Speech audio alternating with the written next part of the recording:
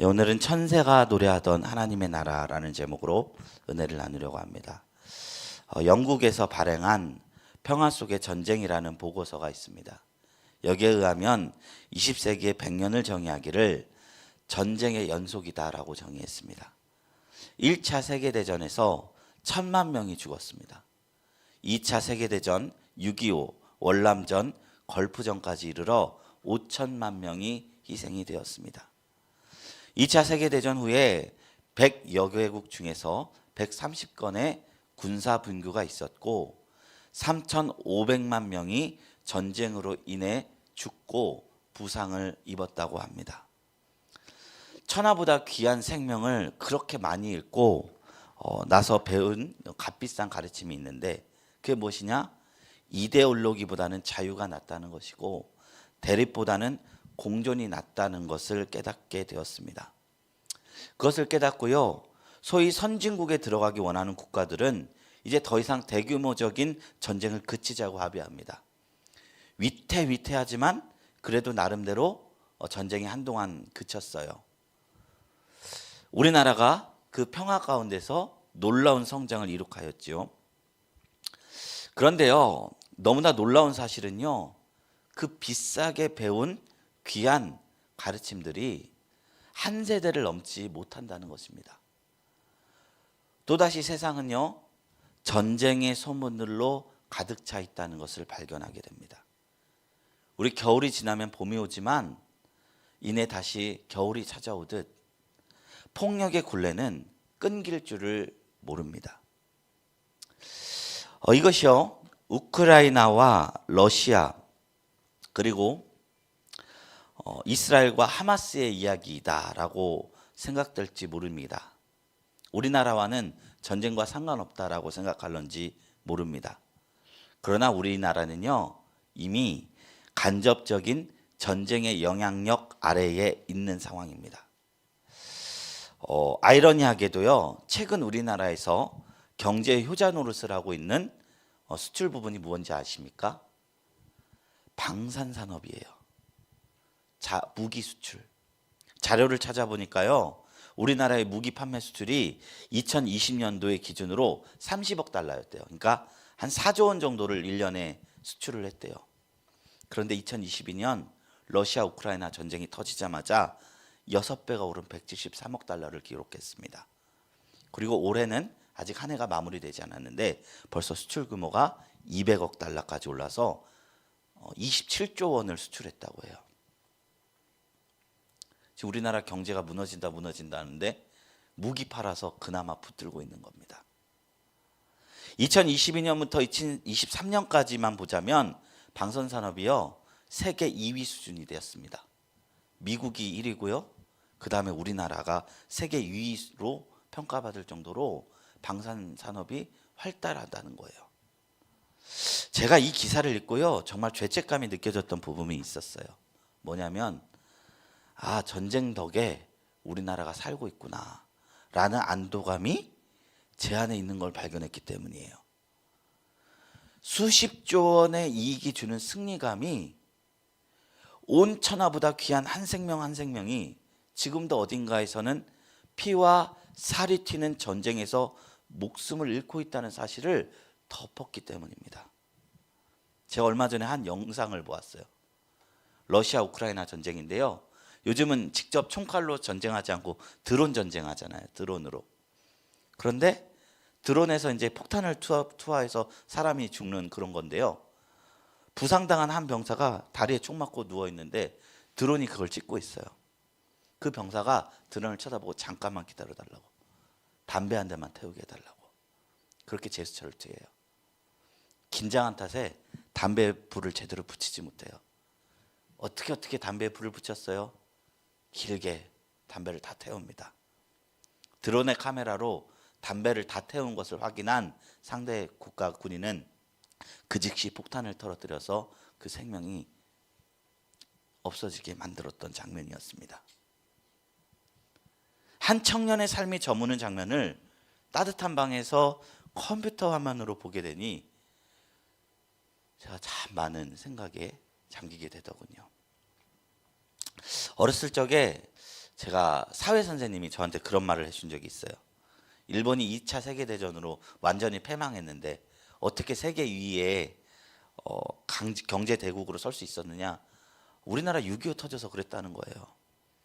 6.25 터져서 무기 팔아갖고 경제 그 무너진 거 기초를 다시 세웠다는 거예요. 그래서 막 열불을 내셨어요. 우리나라에게 무기를 판 방산 수출로 그 피 묻은 돈으로 경제 일으킨 게 무슨 자랑거리냐고 말씀하셨던 기억이 납니다. 누군가는 전쟁으로 인해 고통받고 있습니다. 그리고 누군가는 전쟁을 통한 이익을 거두며 살아가고 있는 것이 작금의 현실인 것입니다.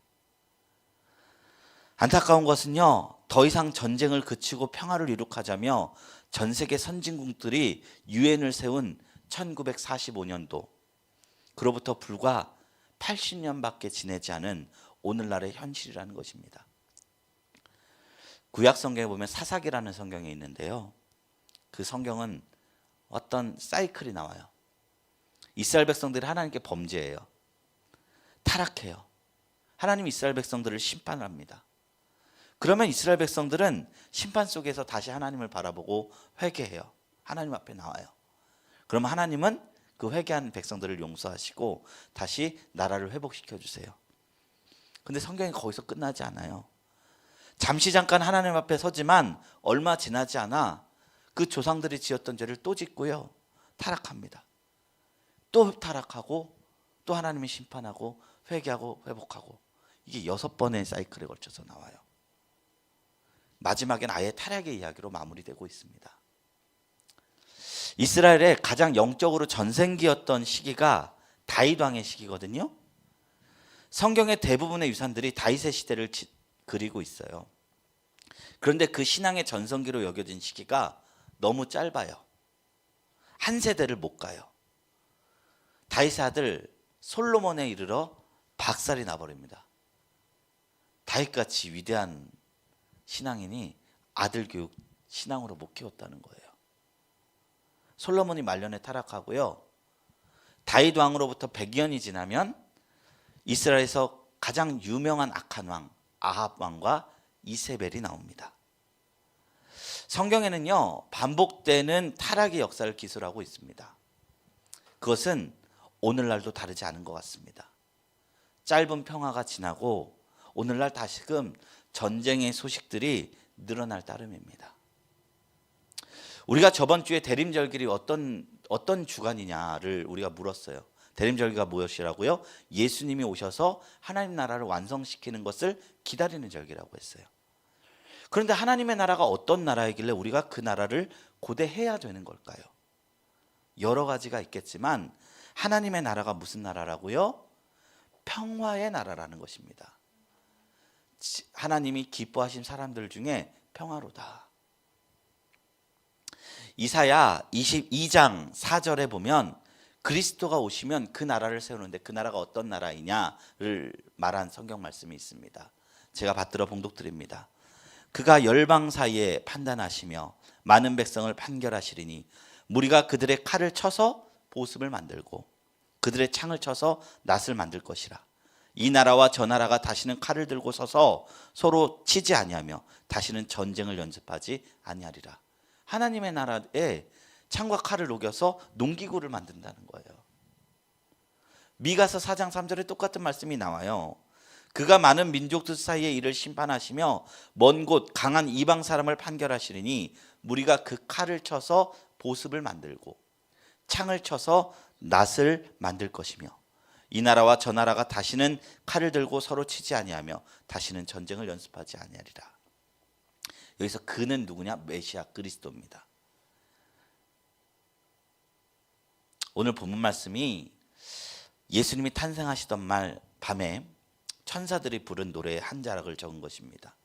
천사들이 노래를 부르는데요, 지극히 높은 데서는 하나님께 영광이요 땅에서는 기뻐하신 사람들 중에 평화로다 외치고 있습니다. 예수님의 탄생이 이 땅의 평화의 선언이라는 것입니다. 예수님께서 이루실 나라가 평화의 나라라는 선언인 것입니다. 1914년 세계 1차 대전 중에 있었던 일이라고 합니다. 1차 대전은요. 산업혁명이 막 일어나고 난 뒤 일어난 전쟁이어서요.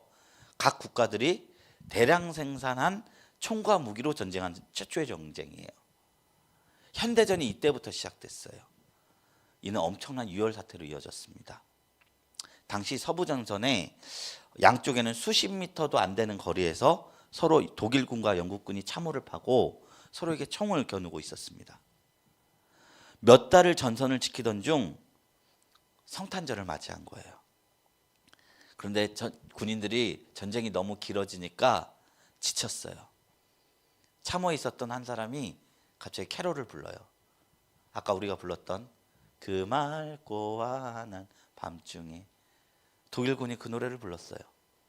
그러니까 그 앞에 수십 미터 앞에 있던 영국군이 이어서 캐롤을 따라 부릅니다. 그들은 알고 보니 같은 신앙을 가지고 있는 사람들이었던 거예요. 그래서 독일군 참호에서 용기를 내서 촛불을 참호 위로 올렸대요. 그런데 영국군이 그 올린 그 촛불을 보고 총을 겨누지 않습니다. 용기를 내서 틀을 들고 참호 밖으로 나왔습니다. 맨몸으로 자신의 전장 속에서 참호 위를 왔는데도 상대방의 참호에서 총을 겨누지 않았습니다. 영국군도 그것에 화답해서 비무장 상태로 참호 밖으로 나왔습니다. 이 사건을 발단으로 모든 양쪽의 군인들이 일어나서 서로 포옹하고 악수하고 가지고 있는 군복을 교환하며 평화 조약을 맺었습니다. 몇 시간 전만 해도 그렇게 서로를 죽이려 애썼던 수백 명의 사람들이 악수를 하며 이야기를 나누는 장면은 크리스마스 정전이라고 해서 동시다발적으로 전선에서 일어난 실화였습니다. 이게 영국의 데일리 미러의 일면에 양국의 병사들이 서로 사진을 찍은 장면입니다. 서로 암묵적으로 상부의 묵인 혹은 거짓 보고하에 교전 행위를 접었고요. 일부 장면들이 자기의 기념품을 선물해 줬고요. 당일치기 친선 축구도 했대요. 전쟁 가운데.